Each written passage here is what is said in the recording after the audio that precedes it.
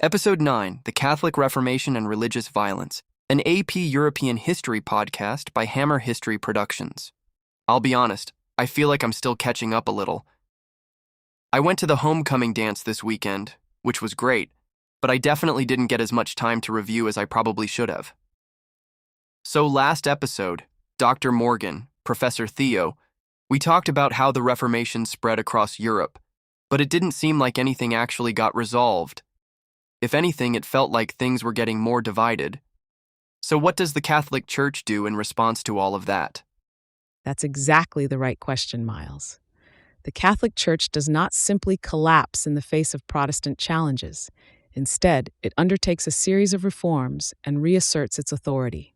This movement is often called the Catholic Reformation or the Counter-Reformation. And what's interesting, Miles, is that this isn't just about fighting Protestants. There's a real recognition within the Church that something had gone wrong. Corruption, lack of discipline, priests who weren't properly trained. So there's both defensiveness and self-reflection happening at the same time. So it's not just reaction, it's also reform? Precisely. And the clearest example of that is the Council of Trent, which meets on and off between 1545 and 1563. That's almost 20 years. Why does it take so long? Because the stakes were extremely high. Bishops, popes, and Catholic rulers all had different priorities. Some wanted sweeping reform, while others feared that too much change would weaken the authority of the Church. And this is happening while Europe is already divided. So the Church isn't working in a calm environment. It's responding to an ongoing crisis. So what do they actually decide? First, the Council of Trent reaffirms core Catholic doctrines. It rejects justification by faith alone and insists that salvation comes through both faith and good works. It upholds all 7 sacraments and reinforces the doctrine of transubstantiation. So they're drawing a clear line against Protestant ideas. Exactly. There is no doctrinal compromise. But at the same time, the Council addresses abuses that had weakened the Church's credibility. Like absenteeism, bishops not even living in their dioceses, and pluralism, where one person held multiple church offices. Those practices made the Church feel distant and disconnected from everyday people. The Council requires bishops to reside in their dioceses and establishes seminaries to improve clerical education. Priests are expected to be better trained and more disciplined. Would Protestants have seen this as real reform or not enough? Most Protestants would have argued it was not enough because the core theological disagreements remained unresolved. From their perspective, the Church fixed surface-level problems but refused to address what they saw as deeper issues. But for many Catholics, this felt like a genuine renewal. It restored confidence in the Church without abandoning tradition. So the Church is basically saying, we're fixing the problems, but we're not changing the beliefs. That is correct. And the Church also takes steps to actively enforce those beliefs. One important institution is the Holy Office, sometimes called the Roman Inquisition. And from the perspective of ordinary people, this matters a lot. A priest who is educated and present in the community changes how religion is experienced. Sermons become clearer, rituals more consistent, and authority more visible. Is that like earlier inquisitions we've talked about? It builds on that tradition, but this version, the Holy Office or Roman Inquisition, is more centralized and focused on maintaining doctrinal unity within Catholic territories by investigating suspected heresy. What does that actually mean for people living at the time? It means belief isn't just private. People become more cautious about what they say, what they read, even what questions they ask, because stepping outside accepted doctrine could bring scrutiny. Daily life starts to reflect that pressure, with religion actively monitored and enforced. And that enforcement extends to ideas as well as people. The Church creates the Index of Prohibited Books, a list of works Catholics are forbidden to read. So they're controlling information too. Precisely. Protestant writings, along with other works considered dangerous to faith or morality, are placed on the index.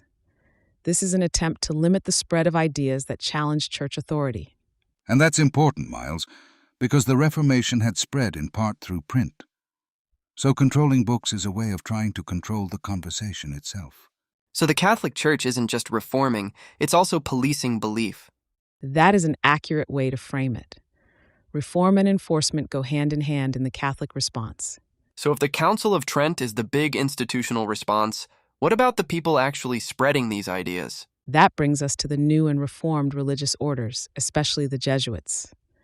I've heard of them. Who exactly were they? The Jesuits, or Society of Jesus, were founded by Ignatius of Loyola, a Spanish nobleman and former soldier.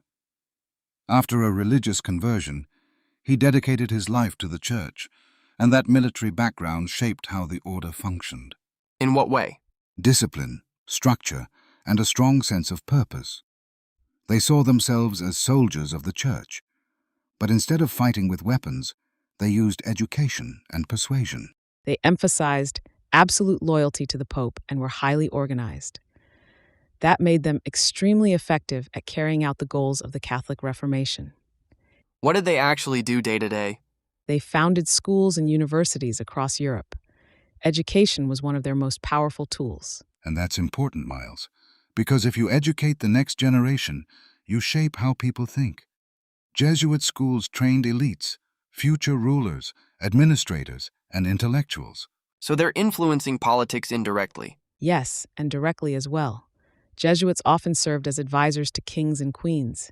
They also traveled as missionaries to places like Asia and the Americas, spreading Catholicism globally. So Catholicism isn't shrinking, it's reorganizing and expanding. Precisely.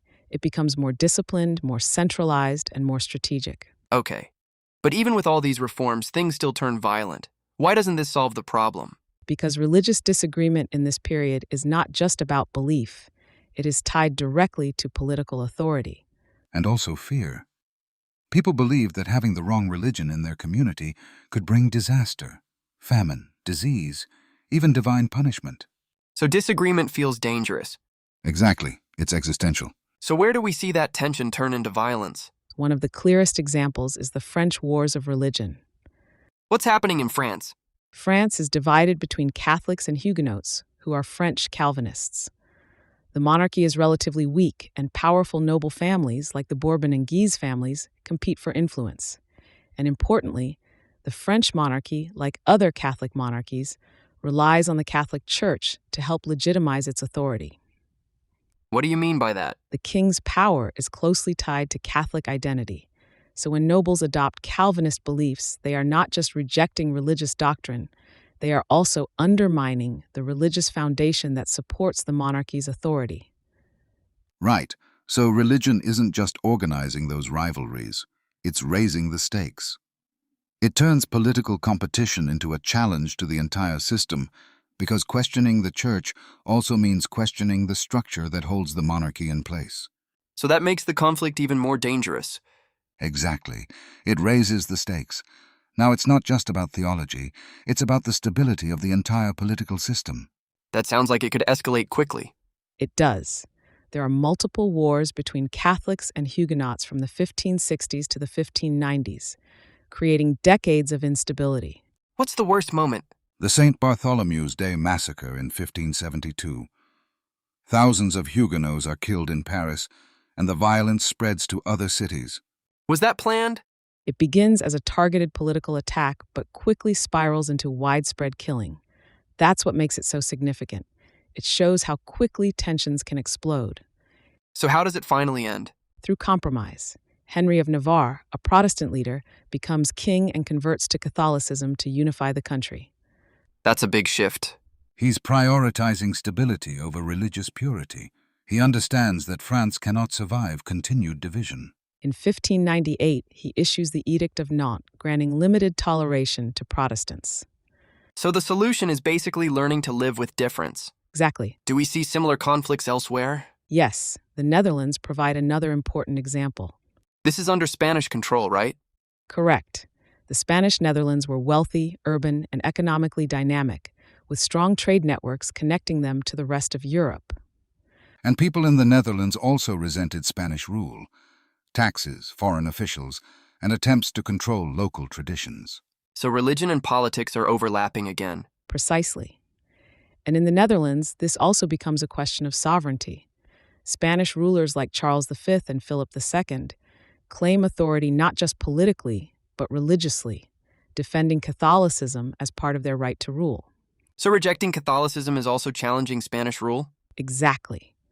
When many in the Netherlands adopt Calvinism, they are not just changing religious beliefs, they are rejecting the religious foundation that justifies Spanish authority over them.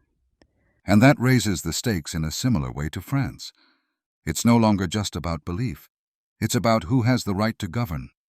Religion becomes tied to independence and identity. Charles V and later Philip II attempt to suppress Protestantism through force.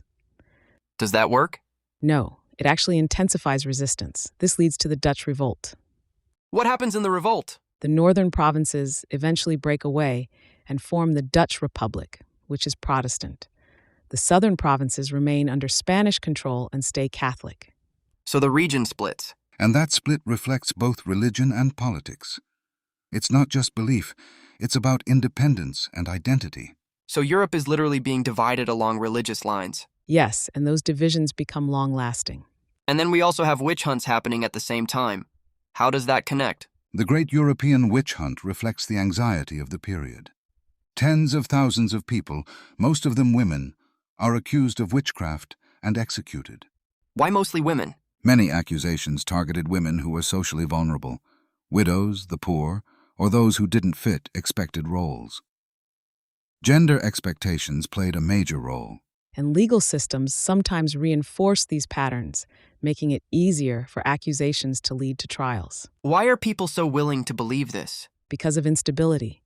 Religious conflict, war, and economic hardship create fear and uncertainty. People look for explanations. And many believed in maleficium, the idea that witches could cause harm, and in the presence of the devil actively working in the world. So this feels real to them, not irrational. Exactly. So this becomes a kind of scapegoating. Yes, and those accusations could escalate quickly into executions. Does this eventually stop? Gradually, as legal standards improve and skepticism increases, witch hunts decline. So stepping back, it seems like the Catholic Church becomes more organized and disciplined, but Europe becomes more divided and more violent. That's a fair interpretation.